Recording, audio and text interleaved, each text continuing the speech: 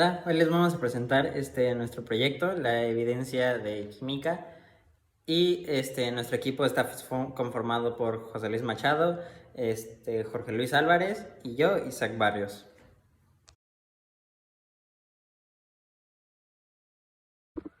Hola, mi nombre es José Luis Machado Villegas y pues bueno, yo les voy a explicar la parte 6 y 7 de nuestro proyecto. Bueno, empezaremos por la parte 6. Básicamente aquí lo que vamos a hacer es definir algunas estructuras cristalinas de algunos sólidos presentes en materia particulada. Para empezar hay que entender que la materia particulada es una sustancia, por así decirlo, una mezcla de varios compuestos químicos que se encuentra en el aire, es uno de sus principales contaminantes. Básicamente el característico de la materia particular es que es muy pequeña, muy finita. Suele medir entre 2.5 y 10 micrómetros. Para que nos demos una idea, un granito de arena fina mide alrededor de 90 micrómetros, entonces es muy pequeña. La primera estructura cristalina que vamos a mencionar es el cloruro de sodio, que básicamente pues presenta una estructura cúbica centrada en las caras. Bueno, su enlace es de tipo iónico. Es un sólido cristalino de tipo iónico. ¿Qué más? Su principal fuerza entre sus partículas es de atracción electrostática. Y las principales propiedades de este compuesto, de este sólido cristalino, es que es quebradizo y tiene un alto punto de fusión. De ahí continuamos con el azufre. Bueno, en este caso el azufre lo vamos a tomar en cuenta como el azufre solo, sin ninguna reacción química, porque comúnmente en esta materia particulada el azufre pues sufre bastantes variaciones por factores como el oxígeno, la oxidación, la atmósfera y la presión. Entonces, bueno, en este caso presenta una estructura cristalina ortorrómbica centrada en sus caras. Es un poquito diferente a la del cloruro de sodio. Y bueno, continuando tenemos el metano. El metano es igual que el cloruro de sodio, es una estructura cúbica centrada en sus caras, es decir que pues básicamente sus moléculas están en sus caritas, en las caras del cubo, no en el centro precisamente. Y bueno, una de las principales diferencias del metano con lo anterior es que pues es molecular, es un tipo de sólido molecular, no iónico, y pues están, en este caso sus partículas están unidas por fuerzas de London. Bueno, de ahí continuamos con el carbono. El carbono pues en este caso se llega a presentar como grafito porque difícilmente va a ser diamante, y su principal característica es que tiene una red covalente. El grafito tiene una estructura cristalina hexagonal, es bastante diferente a las demás mencionadas. Y por último vamos a tener el CO2, que en este caso por las situaciones en las que se presenta en el ambiente en el que interactúa, pues termina siendo un hielo seco. Sus moléculas tienen uniones apolares. Básicamente la unión en estas es a través de fuerzas de London. Y pues bueno, esta tiene una estructura cristalina de tipo cúbica, pero es bastante similar más a la del azufre que a la del cloruro de sodio. Está un poquito más definida.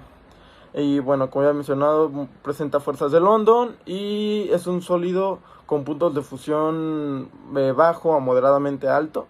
Y esa es su principal característica de este cuerpo cristalino. A continuación les explicaré la parte 7. Bueno, a continuación vamos con la parte 7 y bueno, vamos a definir las propiedades físicas y químicas de los principales contaminantes del aire. Para empezar hay que mencionar que son 4: el CO2, dióxido de carbono, el SO2, dióxido de azufre, el PM, material particulado, y el óxido de nitrógeno. Para empezar con el CO2 hay que saber que es un gas inodoro, incoloro, y es ligeramente ácido, es no inflamable. Bueno, como sabemos, tiene 2 átomos de oxígeno y un átomo de carbono, por eso CO2. Presenta una geometría lineal y simétrica. Bueno, continuamos con el dióxido de azufre, el SO2. Bueno, es un compuesto inorgánico gaseoso. Bueno, podemos entender que está formado por un átomo de azufre y 2 de oxígeno. Su estructura, pues, básicamente química es SO2. Su estructura molecular es angular. Es simétrica, pero debido a algunos electrones que tiene sueltos, o bueno, que están solitarios, forma un ángulo. Hay que tomar en cuenta que la principal producción o la producción masiva del dióxido de azufre es por actividades humanas como la refinación del petróleo y la quema de combustibles fósiles.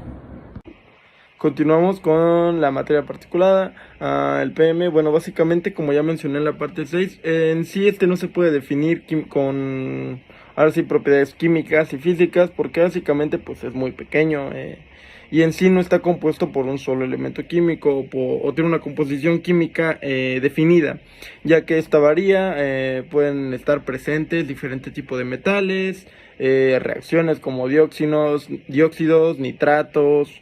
Entonces no es fácil de definir, puede haber diferentes. Lo que sí es que implica un riesgo para la salud, porque es muy fácil de que puedan moverse estas partículas que son muy peligrosas.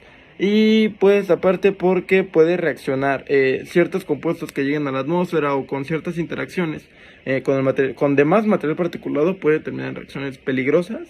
Y bueno, de ahí vamos con el último, que es el óxido de nitrógeno, que básicamente es un gas a temperatura ambiente. Es soluble con sulfuro de carbono y es más denso que el aire. Bueno, es poco reactivo, es un agente oxidante y pues bueno, se le combina con algunos compuestos como boro, pues puede ser explosivo. Y por mi parte, eso sería todo de la parte 7 y bueno, los dejo con mis compañeros. Gracias. Hola, yo soy Isaac Sebastián Barrios Hernández y yo les voy a explicar la propuesta que nuestro equipo tiene para eliminar o reducir los contaminantes del aire. Nuestra propuesta para este reto de química, el reto de la situación problema, es hacer una purificación del aire, pero en base a un líquido. O sea, es como un lavado de aire que ya se utiliza actualmente, pero mejorado. Para empezar, el lavado de aire consiste en entrar el flujo de aire que tienes pues a tratar, ¿no? Después se mezcla con un líquido, pues en la mayoría de casos es agua o un líquido ácido o alcalino. Y después este gas ya sale limpio en otra vía. Pero la desventaja de este lavado de gases es que el agua o el líquido que tienes ahí se contamina y ya no se puede volver a utilizar.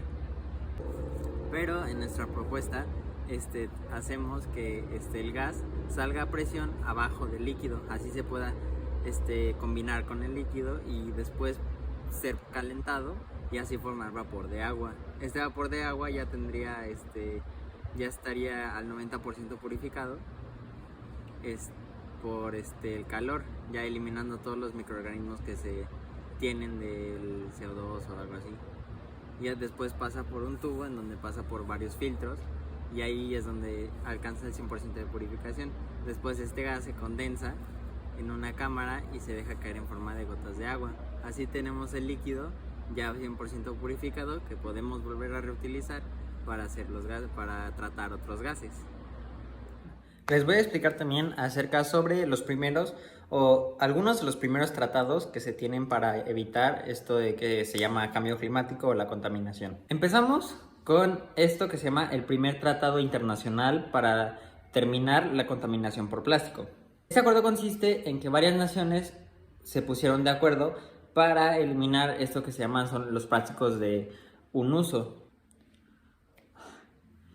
En una ciudad promedio se tiran alrededor de 140,000 toneladas de plástico al día. Así que esto ha hecho que la basura de plástico contamine los mares, los suelos, las llanuras, los paisajes, o sea, todo. Y esto hace que la contaminación suba y que a la vez varias especies se extingan. Y pues la solución más factible sería, pues hay que reciclar el plástico. Pero lamentablemente muchos de estos plásticos no se pueden reutilizar. O sea, estamos hablando de que del 100% de plásticos que se consume en todo el mundo, nada más el 9% se reciclan. Y de ese 9% son productos así de chiquitos que se hacen. O sea, es una cantidad muy pequeña de plástico que se puede reciclar en comparación con el plástico que utilizamos. Se llegó al acuerdo de que en el Tratado Internacional contra la Contaminación por Plástico, los plásticos de un solo uso nada más conforman o te están en el 20% de toda la contaminación que ponemos. Así que si reducimos a cero ese 20% que tenemos, podemos tener un poco más de chance de remediar las cosas para que no se vuelva un problema global. o sea, a un problema global muy grande. Todo esto tiene solución. Podemos dejar de consumir tanto plástico de esos, o sea, ya hasta las empresas se dieron cuenta de eso. Por eso ya diseñaron unos platos que son biodegradables. O sea, no sé si han visto en las farmacias, no es cierto. No sé si han visto en las tiendas unos platos de plástico que son color como gris, naranja. Esos son los platos desechables, son la nueva como manera de poder reducir tantito el uso de los plásticos de un solo uso, porque estos tardan millones de años en degradarse, y ya con estos platos biodegradables, pues el tiempo de espera va a ser menor y va a facilitar más que pues se pueda eliminar poco a poco la contaminación por plástico. Preguntarán, ¿qué tiene que ver con el aire esto? Pues el plástico, al estar tan presente en la vida del ser humano, pues se convierte en otro agente de contaminación, no solo del suelo, no solo de los hábitats, sino también del aire, porque algunos plásticos llevan químicos adentro, o sea, bueno, químicos muy dañinos, como por ejemplo son el cloro. Y al empezar a degradarse estos plásticos, los primeros plásticos, se generan gases. Y estos gases suben a la atmósfera haciendo el efecto, pues un efecto muy dañino en toda la vida, pues en el aire, y aparte llega a las ciudades, también se contamina más con el smog de los carros. Es todo un ciclo que se viene manejando desde que nosotros tiramos una basura de plástico al piso. O sea, el aire está tan contaminado con plásticos, con microplásticos, con microorganismos, que ya no diferenciamos si estamos respirando aire limpio o aire contaminado. Y pues esta es una realidad, es lo que nos espera en el futuro si seguimos tirando los plásticos. Un aire mucho más contaminado por los gases que estos generan al degradarse, aparte del smog de las ciudades. Aparte, estos plásticos llegan a los mares. En los mares hay toneladas y toneladas de plástico. Eso hace que también se degraden por las sales y la corrosión del agua, y hace que en el ciclo del agua, en la parte de la evaporación, todo esto se contamine. O sea, todo el vapor de agua salga contaminado hacia la atmósfera. Y cuando se condense y haga nubes, lo que vamos a tener es lluvia ácida. O sea, es lluvia contaminada. Así que todo esto es muy importante. Por eso tenemos que quitar esto de los plásticos de un solo uso, o reducir su uso lo más posible, para que no tengamos esto de contaminación en el aire, contaminación en el suelo, la lluvia ácida. O sea, son muchos factores que involucran el plástico. No nada más en el suelo, también en el aire, en el agua, en el medio ambiente. Es todo. Bueno, espero que les haya gustado mucho esta evidencia, este proyecto, y muchas gracias por verlo.